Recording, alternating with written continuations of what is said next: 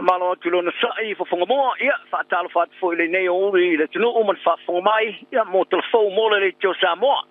ia o kile ni nei tala tumo to tele atu to mai tanga Samoa to fear paper mi jasu po le vaping in New Zealand lapta ia saina ia New Zealand mai a wai le okas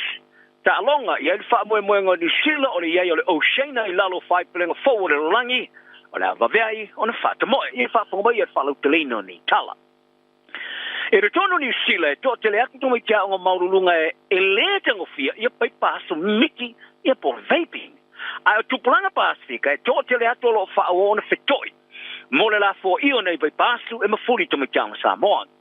por fa ringo ngona por survey le ulo pai paso tu plana tele vo New Zealand sa fa tino ina le fa vai o le mai sela ma le fa ma o le mama por asthma and respiratory foundation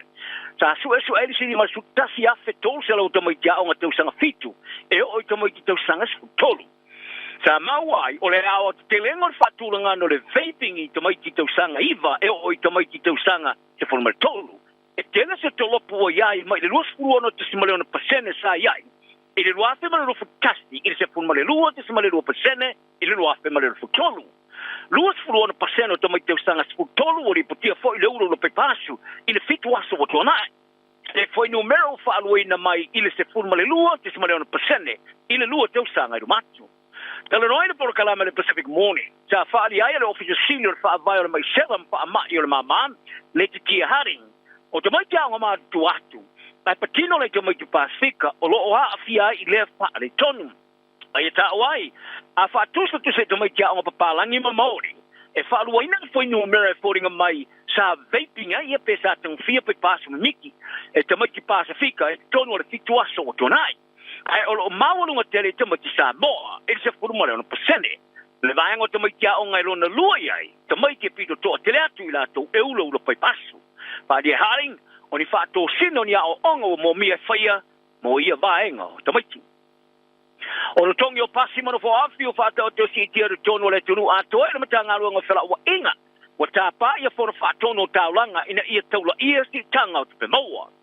sa awinatu ele waka kotahi pole NCTA ini tusi i pulenga falo to fale ma pulenga fela wa inga tapa ina ni si tiola to sea vai nga tu pela fa inga ato mo tu pe falo e foi na fela wa inga mo telo tele e ese mai ai tu per tongi i taulanga e por rates mo fa tu penga mai malo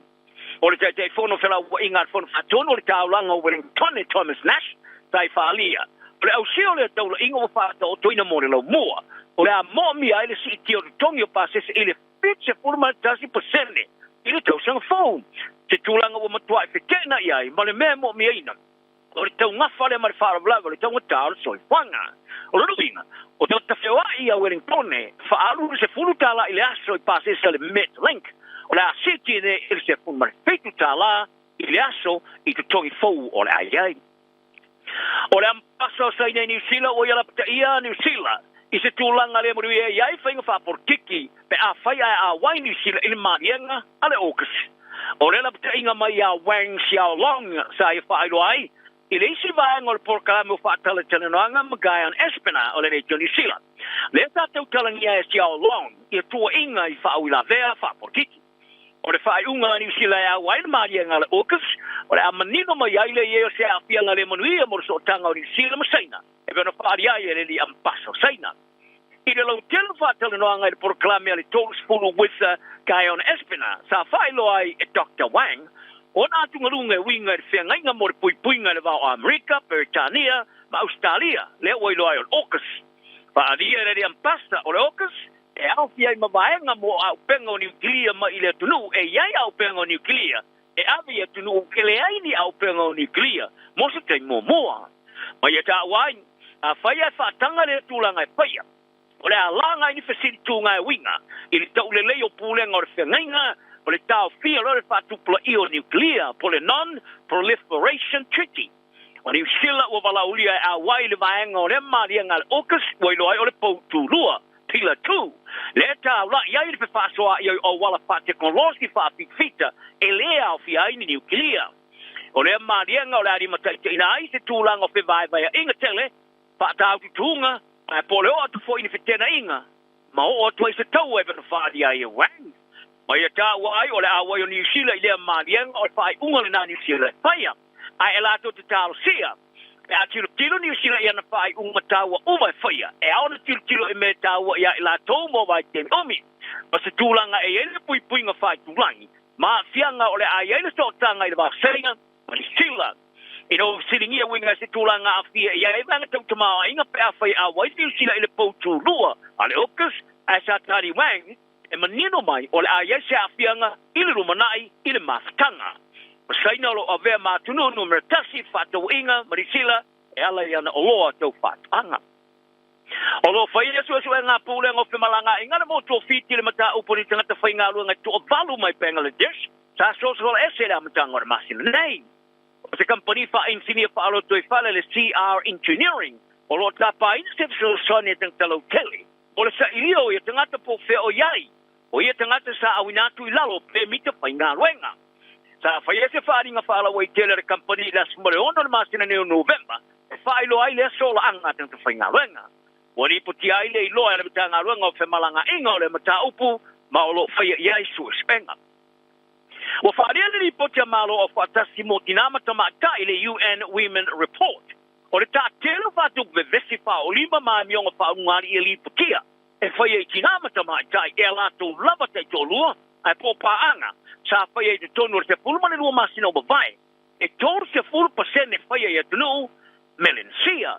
Wa whaamatuina le whalapa tonga mo tamata e matina malo o fatasi ile li poti. Ile ngā soanga o iai, mo le anga iluma whainga tusa mar pa maorsianga mo tinama tamatai. O le ali toti o le longoina leo le ilonga whai tulangi. Mo ngā yoinga whātino le forwhanga Beijing, the Beijing Declaration and Platform for Action, po le BP whaa, ile masina name. O le BP whaa, sa vai tamaina le apeng talau ibis mo le lima, ile konferenisi no na whale rorangi itinama tamatai, e piona kawai vaenga sumalelua tungalunga. Au fiam tinam tama tai marmativa a onga mo fata tinga mo tinam tama tai le pao tinam tama tai malenga wifi ngo fai ole ali poti sata wifi pe ile turanya le shena ile au fiai New Zealand Australia ole tatelo li poti fatu bevesi fa olima mamio fa ngari fa tinam tama tai e ola to te lo ma pa anga suma lo ma sino mo bai tons for percent ali mai atu merencia Luas puluh persen mo tuma Indonesia, ase puluh lima persen ya tunu Polensia. Ori ta tele o nei fatu vesi le olanga ato fa mawinai le mawarunga ya tunu Indonesia le 5% so atuai ma tunu ma Indonesia il pasu 10% atunu Polensia il 2%. Asia istauta le 2,5%. Luas puluh 5% ya se seco Australia Malaysia il luas puluh persen. E talonga wa ia fa mo me fa plenga ni sila ore ia yon fa vai o shaina ida lo fa malu fa plenga fo le rangi ole ama fa yon fa tamo estemi vave ore fa plenga le rangi sa fa la uteleina ile lua fe male lo futolu e lima sima le lima ona suya wai mo tilo e fa tumo avano o iai sa le fa tumuina le scoto fa plenga fa va malo le ai o toya mana ina le komiti ro impeka fa va malo o le lumana i fai pelenga no impeka o fa wawa na le mautonu e komiti le impeka fa va malo e fai le lato fai ngore to sanga po e winga ile awa yo fai pelenga i lo impeka o le wa fe male futbalu i Los Angeles i America o fai pelenga lo a fiare por kalame sa to fai e pitu ya inga mo talonga malo le ta pelenga Britania o le wa fe male futbolo ne fai Glasgow e na o le lima tunu o ya nei i lalo o Shane tonu le fai pelenga le rangi Australia, New Zealand, Fiji, French, Polynesia, Tuvalu. Faria fai pelenga New Zealand. Wa mai ona fa mautoia fa vai fo. Molitar sangaina fa vai Oceania mais motor Pacifica and now nowhere our wine. Es por fitu ya tunu e fa la tongo fai pelenga ile tulangi ale Oceania. E siria maleono ya tama fusto New Zealand sa tau vali ta mo sango fai pelenga le rurangi la lo smale tu sanga ma toa ya America le tu sanga nei tolu pina apa mea sa man malo ai. O se tamata alo ka pili mo le nei tu inga lo na tu io se tamata alo ri siau au fa solo fa talo fa nga tamata alo au lua ile mai au se talonga au sinia i taronaki o le tamata alo le au coastal rugby sa polo i lungo mutia ma wina to e fa le mai e le tava e fa le mai pino tu ia le sumuina se tamata alo klapu al Sportswood United O le vevesi sa tua ia le ani mai, ina o mai ona e fa i le lo pori le talo ngata pa ia Malaya i Yarrow Stadium in New Plymouth ia Uni.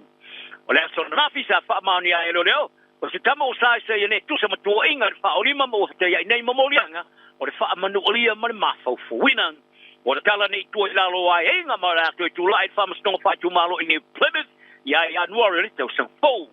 Tari po ti ai, taro nei, o le tamata alo sa whasa malungo, o le malai mo le iwa vai aso. O le ofisa sili o le uni la kapia taranaki, Mike Santel, te tonu, o le tamata alo sa la vea, sa iai lava la na ia tuina tuai le paolima, I leo leo. Ia maltaro tanu mune o fa moe mo Joseph au kusa swali e fa mai aino la na ulu ai ta msanga mo le wallabies is kulanga le nei. Ili ta longa ma Ireland il fa ngora vasune, o lo tu langa le mai lava. Na ua mo se tala la tamai lo na fianga sa fia ile ta longa masko te lani. E fa te ia sa alo fia le ngau lo lima pe sa ia la ngulunga ono sa pu e malosi sa la vele kapteni Skotilani si one tu plot with the time. O le pu e sa ai ua nei o ia le tanga sa te le cha fianga. Ina ua ave fafo mana manatu o ngau le te pulima. Ai le mai ai o nei li poti mo moa sa iai wa angi nei o le tau le lusu ma testu sanga i o ngau le lima ai ua na o singa ngase ma le kinga. O ia talo sia o le ato tole ma losi mo le le lima mo le talo fai tau le muri o le malanga ta amilo le wallabies il fai ungo le vasonei o le ata alai. Ia tala na le yaso ia i le fia fia tenkauma so i foi